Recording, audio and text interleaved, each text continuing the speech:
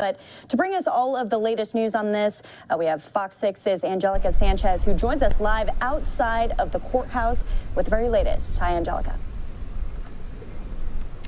Hello there. A lot happened in the last hour, including the state indicating they will be asking for lesser included offenses for the jury to consider. In the meantime, as you stated, the defense, they have rested their case. They called their last witnesses who could speak favorably to their claim that the teen acted in self-defense.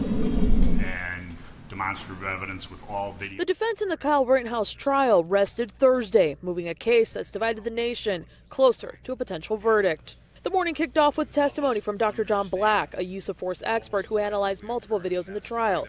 He testified on the duration of the shooting, saying the entire event lasted 2 minutes and 55 seconds, from the time Joseph Rosenbaum chased Rittenhouse to the time the teen surrendered to police.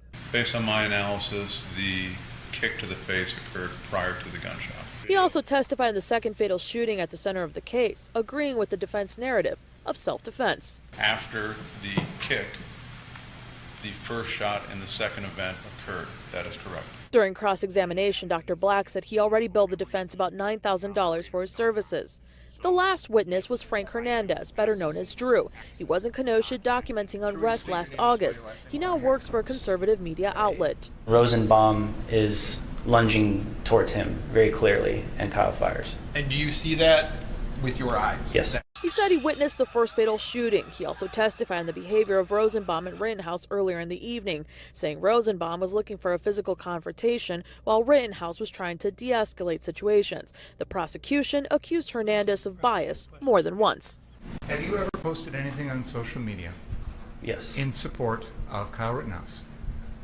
One could argue yes.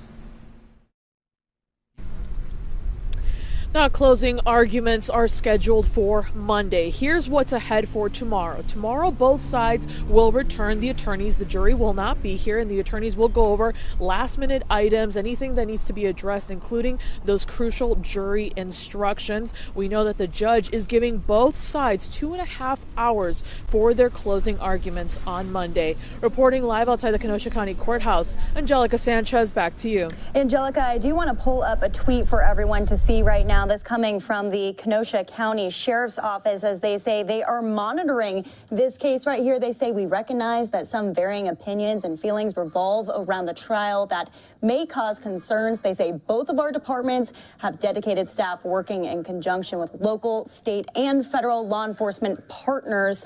I'm curious, since you are outside of the Kenosha courthouse right now, what kind of action have you been seeing not only today but throughout this trial as it starts to come to a close?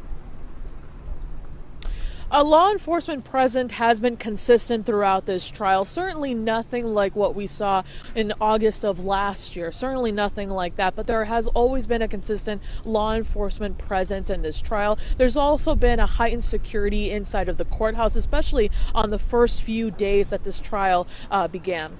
All right, Fox 6's Angelica Sanchez, thank you so much for coming on the show every day and breaking it down for us. We'll talk to you tomorrow. Thank you.